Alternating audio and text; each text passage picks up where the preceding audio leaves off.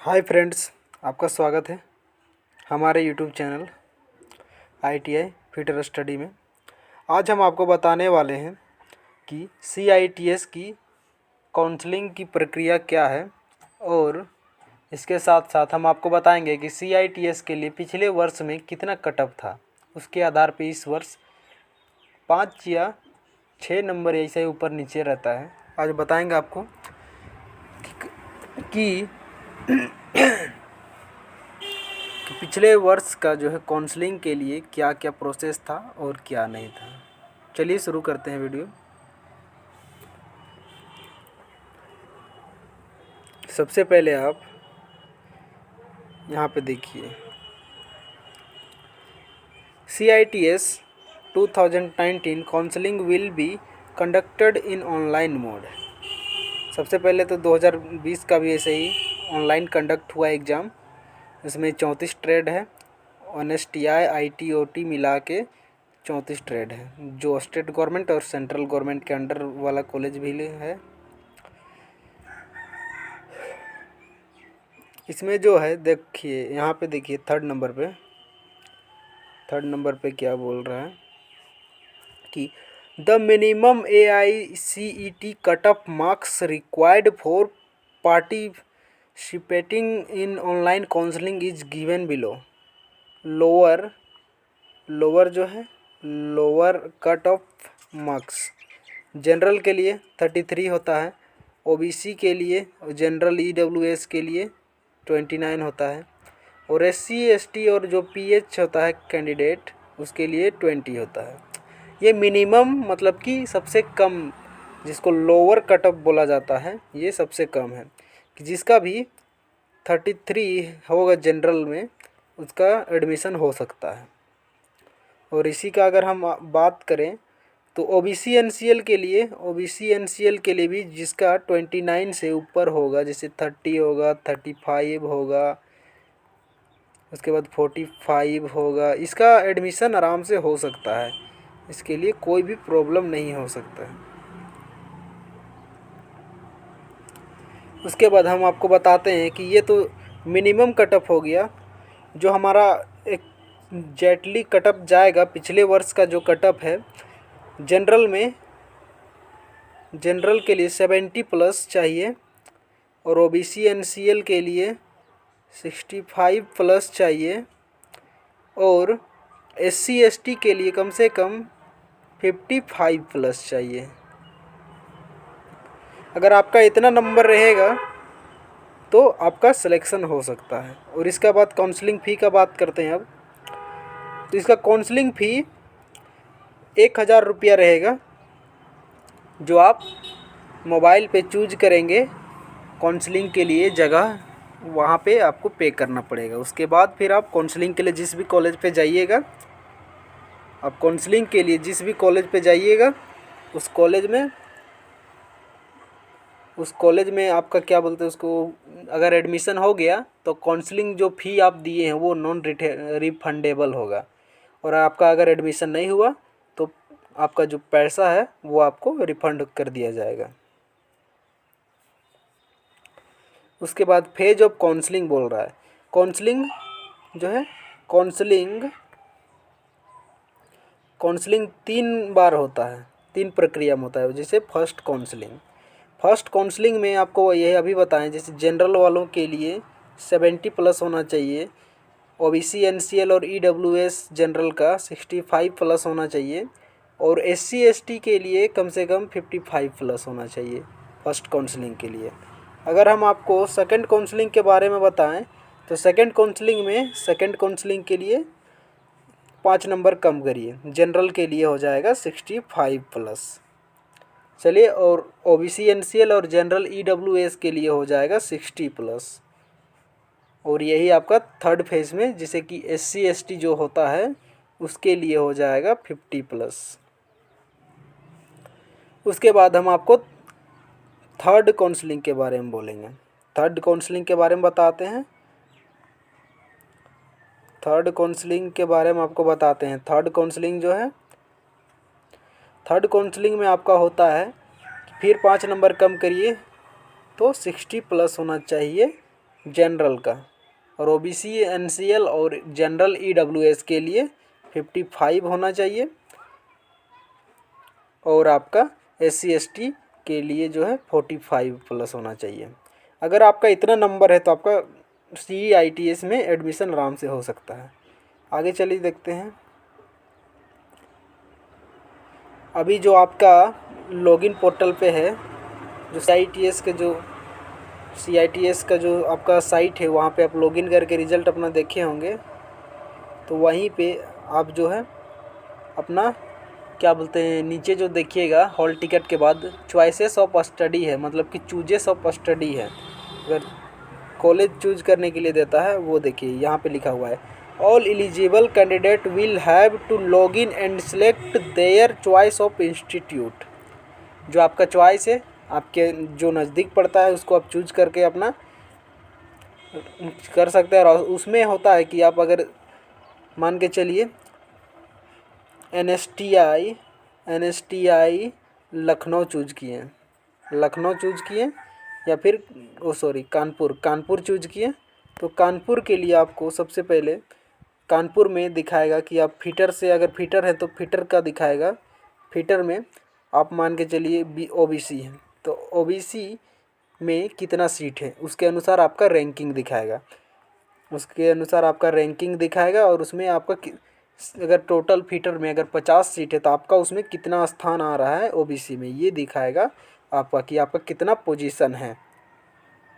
इसके आधार पे आपको एडमिशन लेने में सुविधा होगी। जब आपका शुरू हो जाएगा काउंसलिंग प्रक्रिया, चॉइसेस ऑफ स्टडी खुल जाएगा, तो मैं आपको एक वीडियो बनाकर फिर से आपको बता दूंगा कि कैसे कैसे चूज करना है और किस में क्या करना है। उसके बाद आगे आते हैं, पेमेंट ऑफ फ़ी बोल रहा है। चलिए ये छोड़िए, ऐसे भी हर एक NSTI में 2 से 2,500। अब देखिए, अब डॉक्यूमेंट के बारे में बात करते हैं। The following document will be verified bye NSTI। कौन कौन सा डॉक्यूमेंट लगेगा ये भी आपको बता देते हैं। काउंसलिंग फ़ी जो आप पेमेंट करेंगे 1,000 रुपये, उसका रिसिप्ट आपको रखना ज़रूरी है। काउंसलिंग फ़ी जो होगा आपका,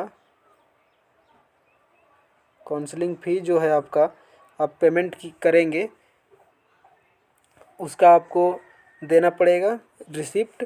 उसके बाद एकेडमिक ईयर का बोल रहा है, एकेडमिक ईयर जो आप किए होंगे 8 या फिर 10th या फिर 12th जो किए होंगे उसका चाहिए आपको। उसके बाद बोल रहा है मार्क स्टेटमेंट और certificate for completing ITI degree या डिप्लोमा, आपका जो भी हो,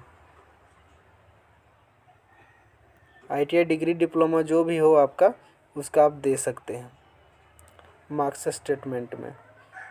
उसके बाद ये हो गया आपका, ये हो गया ना। उसके बाद आपको बोल रहा है कास्ट सर्टिफिकेट के बारे में बोल रहा है। ये जो है आपका कास्ट सर्टिफिकेट ज़रूरी है।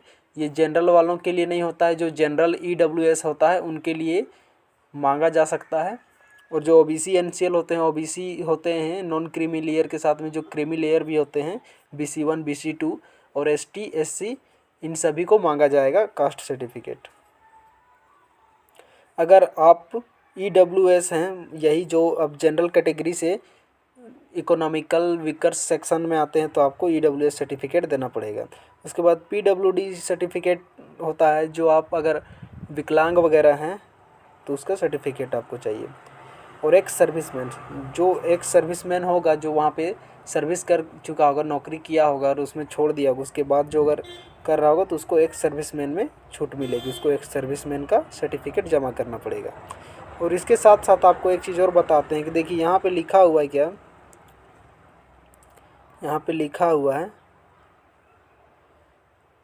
ये देखिए कि 4 days time will be given to candidate to complete the provisional admission. आपको 4 दिनों के अंदर में एडमिशन कराना पड़ेगा। इसका जो काउंसलिंग का टाइम रहेगा 4 दिन रहेगा। और आपका जो डॉक्यूमेंट वेरीफाई करना रहेगा वो आपका नियरेस्ट NSTI जहाँ पे भी है वहाँ पे आपका डॉक्यूमेंट वेरीफाई हो जाएगा। अगर आपका जैसे फर्स्ट काउंसलिंग में एडमिशन नहीं होता है तो आप ट्रांसफ़र कर सकते हैं सेकंड काउंसलिंग के लिए। चलिए आगे देखते हैं।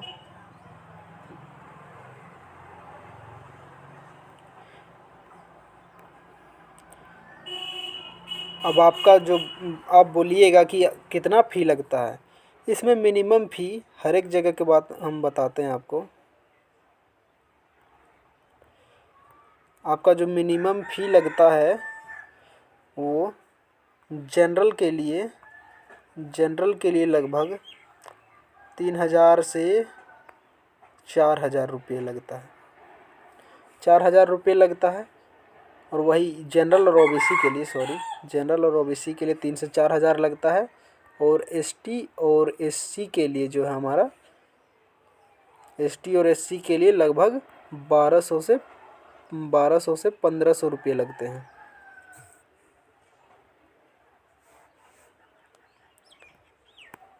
और ये आप अगर आपको सर्टिफिकेट का फॉर्मेट नहीं पता है तो आप यहाँ पे आके देखिए, यहाँ पे दिया हुआ है कि फॉर्मेट सर्टिफिकेट का जो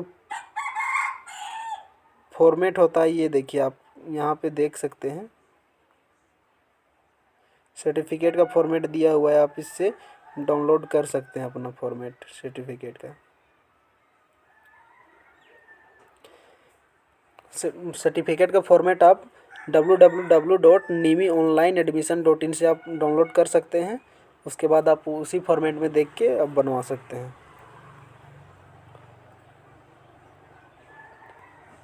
चलिए अब देखते हैं कि कहाँ कहाँ पे कितना कितना सीट बचा हुआ है, कितना कितना सीट कौन कौन से एनएसटीआई पे है।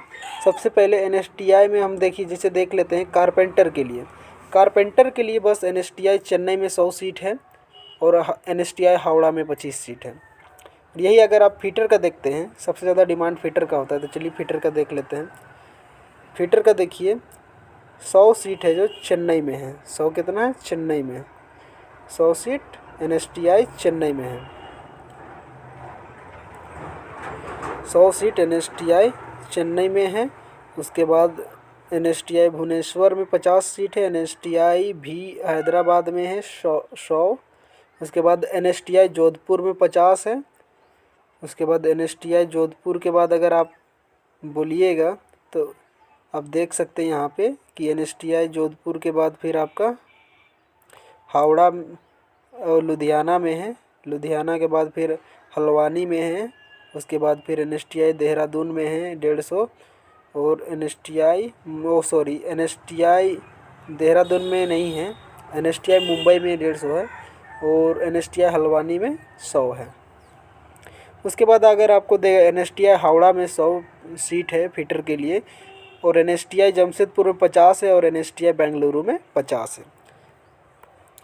चलिए फ़ी का आपको एक बार और बता देते हैं, फ़ी बोल रहे हैं कि आपको कौन कौन से डॉक्यूमेंट लगेगा। डॉक्यूमेंट का आपको फिर से बता देते हैं ताकि आपको जाते समय कभी दिक्कत ना हो काउंसलिंग के लिए। सबसे पहले जो आप 1000 रुपये का या फिर जितने का भी आप चालान कटाइएगा, चालान या पेमेंट करिएगा काउंसलिंग की प्रक्रिया शुरू होने समय, उसका आप रिसीविंग रख लीजिएगा। उसके बाद 8th 10th और 12th का सर्टिफिकेट चाहिए। और आईटीआई की है तो आईटीआई का सर्टिफिकेट, डिप्लोमा की है तो डिप्लोमा और डिग्री की है तो डिग्री का सर्टिफिकेट। उसके बाद कास्ट सर्टिफिकेट, अगर ईडब्ल्यूएस है इकोनॉमिकल वीकर सेक्शन है वाले हैं कैंडिडेट तो आप दे सकते हैं इसको। उसके बाद अगर पीडब्ल्यूडी वाले हैं तो उसको दे सकते हैं और एक्स सर्विसमैन वाले हैं तो उसको भी आप दे सकते हैं। और इसके लिए 4 दिन का टाइम आपको दिया जाता है। आप अपने नियरेस्ट एनएसटीआई में जाके डॉक्यूमेंट वेरिफिकेशन करवा सकते हैं। चलिए आज के लिए इतना ही। अगर आप नए हो हमारे चैनल में तो लाइक शेयर और सब्सक्राइब करिएगा। और आपको ये वीडियो अच्छा लगा हो तो लाइक ज़रूर करें और अपना सपोर्ट ज़रूर करें हमें। जय हिंद, जय भारत।